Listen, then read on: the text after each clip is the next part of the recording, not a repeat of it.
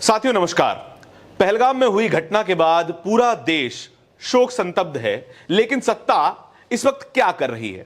सत्ता में बैठा हुआ सबसे बड़ा नेता इस वक्त क्या कर रहा है? बिहार जा रहे हैं, अलग अलग राजनीतिक रैलियों को एड्रेस कर रहे हैं, बिहार के मुख्यमंत्री के साथ ठहाके लगा रहे हैं। वो वीडियो आपने देखा ही होगा। लेकिन दूसरी तरफ चीख पुकार है, आंसू है और शोक बिखरा हुआ है उन परिवारों में जो परिवार पूरी तरीके से बर्बाद हो चुके हैं, उन परिवारों में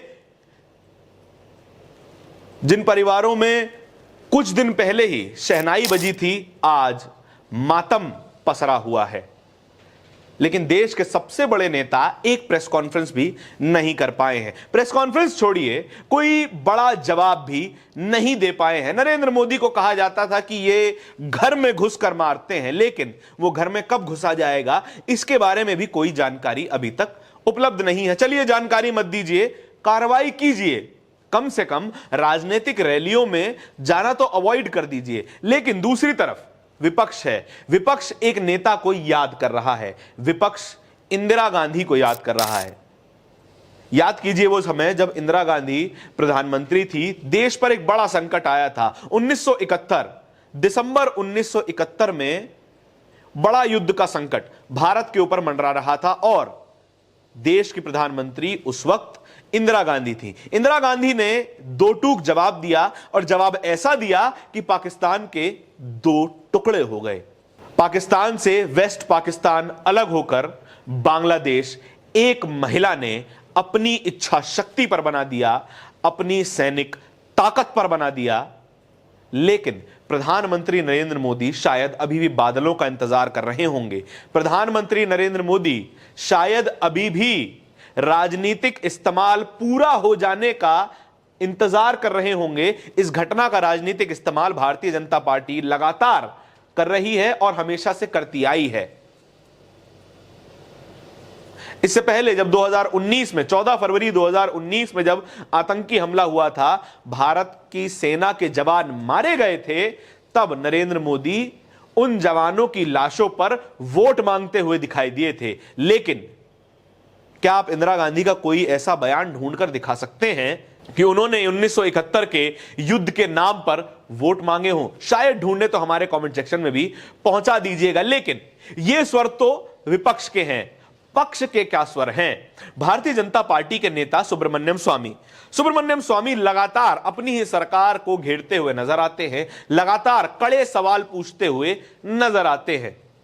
उन्होंने अब एक ट्वीट किया है। ट्वीट क्या किया है, पढ़ के सुना देते हैं आपको। Modi will do nothing. Narendra Modi कुछ नहीं करने वाले हैं। Instead of going to Bihar for a speech, he should have gone to Kashmir. Bihar में भाषण देने के लिए जाने की बजाय उन्हें कश्मीर जाना चाहिए था। We people now will lose hope and go home.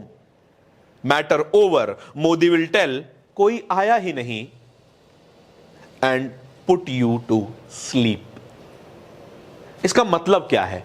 Narendra Modi फिर आएंगे मैटर ठंडा हो जाने के बाद और कहेंगे कि कोई नहीं आया, ऐसा कोई आतंकी हमला ही नहीं हुआ, जैसा कि उन्होंने पैंगोंग लेक के पास जब चीनी सैनिक घुस आए थे तब भी उन्होंने यही कहा था, कोई नहीं आया, हमारी सीमा में कोई नहीं घुसा। लेकिन हम सभी जानते हैं कि कुछ पेट्रोलिंग पॉइंट्स ऐसे हैं आज भी जहां पर अब भारतीय सेना पेट्रोल नहीं कर सकती है, वहां पर चीनी सैनिकों का कब्जा हो चुका है। नरेंद्र मोदी ने तब कहा था कोई नहीं आया। यहां पर लाशों से गुजर जाने के बाद भी शायद नरेंद्र मोदी यही कह दें, कोई नहीं आया, कोई नहीं मरा।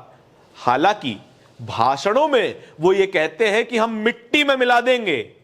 वो मिट्टी में कब मिलाया जाएगा? कहा तो उन्होंने तब भी था जब आर्टिकल 370 को निरस्त किया गया था, कहा गया था कि आतंकवाद मिट्टी में मिला दिया जाएगा। लेकिन पहलगाम की घटना इस बात को साफ तौर पर चिल्ला चिल्ला कर कह रही है कि वो आतंकवाद फिर सर उठा चुका है, या कहें कभी खत्म ही नहीं हुआ था।